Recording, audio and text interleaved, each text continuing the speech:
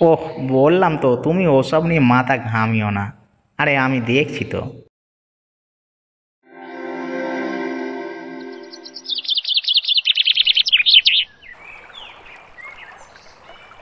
আচ্ছা, তোমাকে মনে হচ্ছে কোথায় যেন দেখেছি। ও জেঠু, আপনি? তোমাকে চেনা চেনা মনে হচ্ছে। হ্যাঁ মানে তুমি ওই যে সেদিন বিয়েবাড়িতে খাবার পরিবেশন মানে খাবার খাচ্ছিলে, আমি তো পরিবেশন করছিলাম। ও হো, আচ্ছা আচ্ছা, বুঝতে পেরেছি। শেষমেশ তুমি আমাকে খাবার পাত থেকে উঠিয়ে দিলে গো। সেই তুমি আসলে জেঠু আমার উপায় ছিল না, আমি ক্যাটারিংয়ের কাজ করি, তাই মালিকের নির্দেশ মতো আমাকে কাজ করতে হয়। বুঝতে পেরেছি। আসলে আমিও তো বিনা নিমন্ত্রণে খাবারের লোভে বিয়ে বাড়িতে ঢুকে পড়েছিলাম। আর দোষটা আমারই। কি করব, অভাবের সংসারে ভালো মন্দ খাবার জোটে না। তাই লোভ সামলাতে না পেরে অনুষ্ঠান বাড়িতে ঢুকে পড়ি।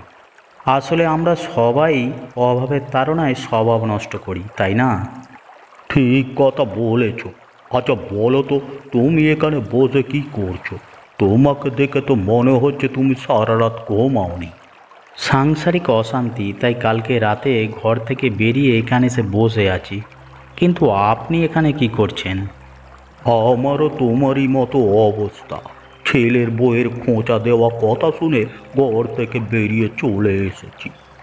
আচ্ছা, তোমার সাংসারিক অশান্তি মানে কি বিষয় নিয়ে জানতে পারি কি? মা আর বউয়ের মধ্যে রোজ কিছু না কিছু লেগে থাকে। ক্লান্ত হয়ে বাড়ি ফিরে একটু বিশ্রাম করব, তার কোনো উপায় নেই, এই আর কি। আচ্ছা জেঠু, আপনার কি সমস্যা? আমার ছেলে ভালো মানুষ, তবে এবার ফসল ভালো হয়নি বলে সংসারের খরচ চালাতে হিমশিম খাচ্ছে। ওই যে বললাম, ভালো মন্দ খাবার লোভে আমি সেদিন অনুষ্ঠান বাড়ি থেকে মানে খেয়ে যাবার পর ছেলের বউ আমাকে কথা শুনিয়েছে। আর বলেছে এরপর যদি আমি বিনা নিমন্ত্রণে কোথাও খেতে যাই তাহলে আমাকে ঘর ছেড়ে বেরিয়ে যেতে হবে। ও আচ্ছা, এই কথা। যখন ভালো মন্দ খাওয়ার ইচ্ছা হবে, তাহলে এবার থেকে আমি যখন ক্যাটারিং সার্ভিস দিতে যাব, আপনাকেও নিয়ে যাব। এই না না না না, ছেলের বউয়ের কথা শুনে এখন আমার খাবার ইচ্ছেটাই মরে গেছে। বলছিলাম, তুমি যে সেদিন বলছিলে আলাদা আলাদা গ্রাম থেকে সস্তায় মাংস বিয়ে বাড়িতে এনেছিলে, সেটার সন্ধান কি দিতে পারবে?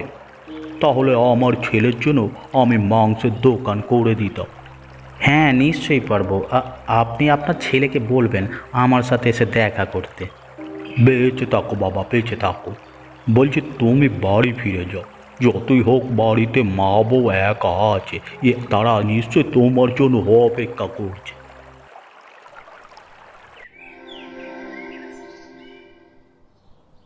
খুব তো শান্তিতে ঘুমাচ্ছেন, এত বেলা হয়ে গেলেও এখনো যে আপনার ছেলে আসলো না, তার কোনো খবর আছে কি আপনার?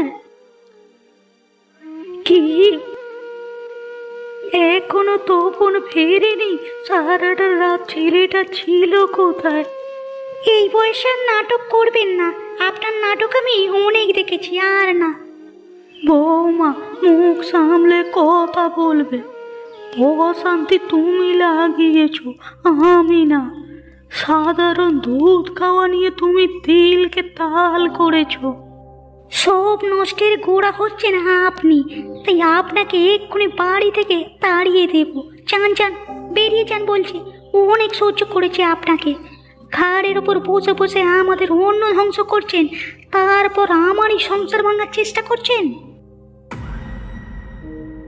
বৌমা, বৌমা, আমাকে ছেড়ে দাও, ছেড়ে দাও আমাকে। আমাকে ঘর থেকে বের করো না। আমি কোথায় যাব, কোথায় থাকবো? আমার যে এই পৃথিবীতে তপন ছাড়া আর কেউ নেই। আপনার কোনো কথাই আমি আর শুনবো না। জান বলছি, আপনার জন্যই কাল তপন ঘর থেকে বেরিয়ে গেছে, এখনো ঘরে ফিরে আসেনি। তাই আপনাকেও আমি এই বাড়িতে থাকতে দেব না। দূর হয়ে যান এখান থেকে। কাজটা তুমি ভালো করছো না কিন্তু বৌমা। তুমি কি ভেবেছো আমাকে বের করে দিয়ে তুমি সুখী থাকতে পারবে? কখনো না।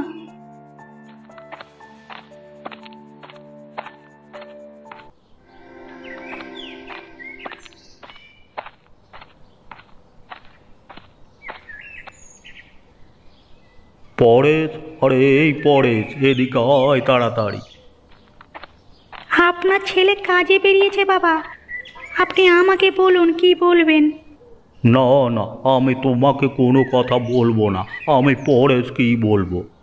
বলতে তো আপনাকে হবে, আমার সংসারে থাকছেন, আমার সংসারে খাচ্ছেন, আর আমাকে কোনো কথা বলবেন না, তা কি করে হয়? তোমাকে তো আমি বললামই, আমার কথা পরেশের সাথে, তোমার সাথে নয়।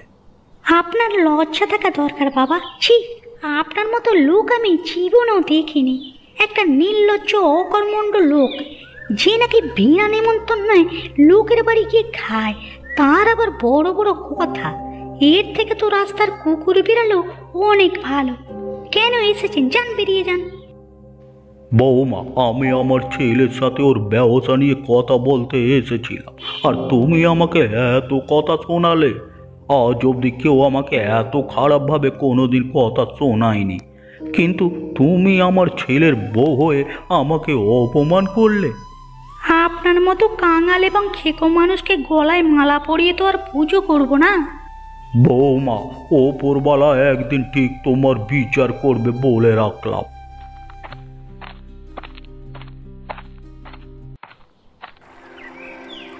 বৌমা আমাকে এত কথা শোনালো, সেদিন সামান্য দুধ খাওয়া নিয়ে আমার সাথে কি খারাপ ব্যবহারটাই না করলো। কত শখ করে তপনকে বিয়ে দিয়েছিলাম, যাতে লক্ষ্মীর মতো বউ এনে আমার বাকি জীবনটা সুখে কাটাতে পারি, কিন্তু কপালের দোষ কে খণ্ডাবে? শেষমেশ বৌমা আমাকে অপমান করে বাড়ি থেকে তাড়িয়ে দিল। না, আমি কারো বোঝা হয়ে থাকতে পারবো না। আরে নদীতে কেউ ঝাঁপ দিল মনে হলো যেন কোনো মহিলা। একবারে দেখি তো। আরে এ তো বৃদ্ধা, উনি তো ডুবে যাচ্ছেন, ওনাকে তো বাঁচাতে হবে।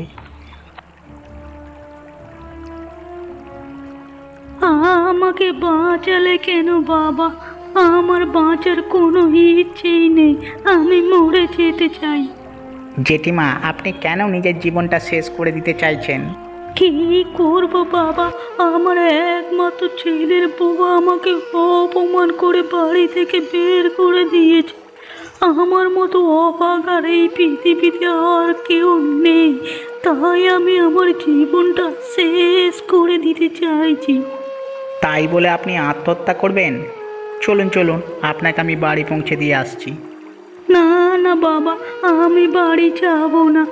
এরপর আর কোনো অপমান সইবার আমার আর মানসিক শক্তি নেই। তা কি করে হয়? আপনি বাড়ি চলুন, আমি আপনার ছেলে এবং ছেলের বউয়ের সাথে কথা বলবো, তাদের বুঝিয়ে বলবো, আপনি চিন্তা করবেন না। আসুন আমার সাথে।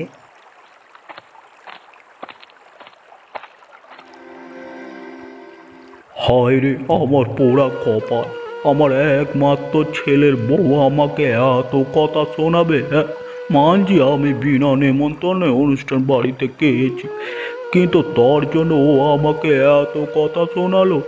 না না, এত কথা শুনে আমি কি করে বেঁচে থাকতে পারি?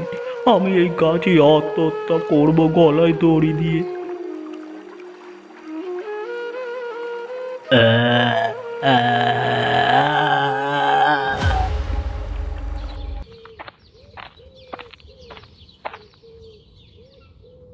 কমলা, কমলা, কোথায় সব গেলে? তুমি এসে গেছো? সারা রাত সারাদিন কোথায় ছিলে? তুমি জানো না আমি কত দুশ্চিন্তায় ছিলাম। তোমার আর মার এই রোজ রোজ অশান্তি আমি আর নিতে পারছিলাম না।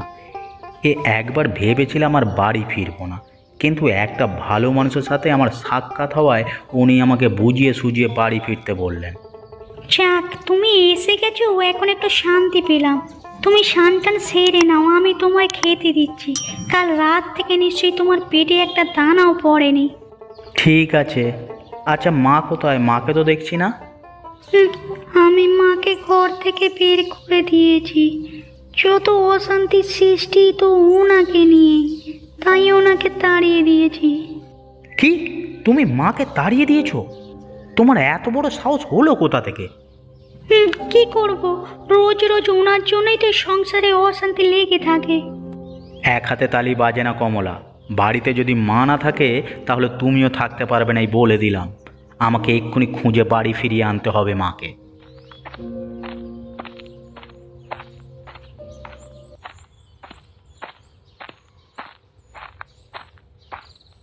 কেন বাবা, তুমি আমাকে কেন বাঁচালে? আমি বেঁচে থাকতে চাই না ওই ছোকরুটে বউয়ের সাথে। ও আবার আমার উপর অত্যাচার করবে। কিছু হবে না জেঠিমা, আমি তোমার ছেলে এবং ছেলের বউকে বুঝিয়ে বলবো।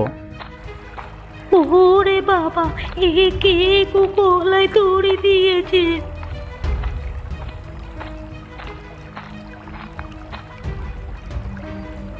আরে এ তো আমার বাবা, এ কি কাণ্ড করলে তুমি বাবা?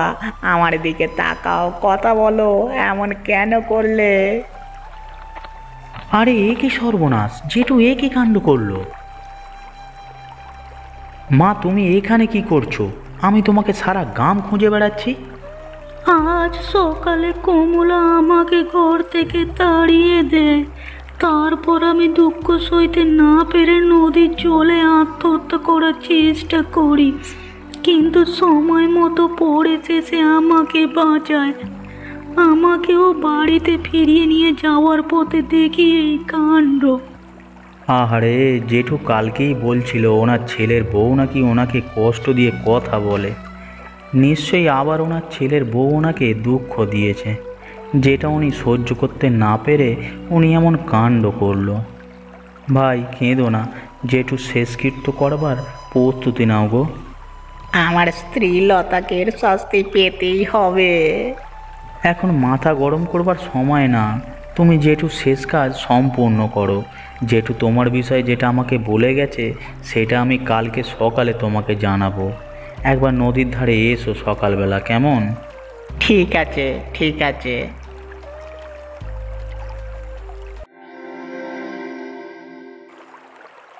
পরেশ, তোমাকে আমার কিছু বলার আছে। হ্যাঁ বলো তপনদা, বলো। ভাই পরেশ, জেঠুর সাথে আমার কিছুদিন আগে তোমার বিষয়ে কথা হয়। ওনার মুখে জানতে পারলাম তুমি নাকি ব্যবসা করতে চাইছো। হ্যাঁ বলেছিল বাবা, কিন্তু বাবার কথায় সেভাবে গুরুত্ব দিইনি। জেঠুর কথা মতো আমি যে আলাদা আলাদা গ্রাম থেকে মাংস সাপ্লাই করা হয় তাদের সাথে কথা বলেছি। ওনারা কাল থেকেই তোমাকে টাটকা মাংস দেবে। তুমি ব্যবসা শুরু করতে পারো।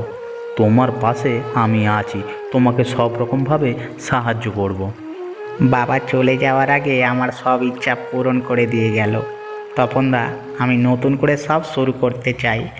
আমি ও বাড়িতে আমার স্ত্রীর সাথে আর থাকতে চাই না। আমারও একই গল্প। আমার স্ত্রী আমার মাকে দু চোখে দেখতে পারে না। আমিও মাকে নিয়ে একেবারে এক ঘরে থাকতে চাই।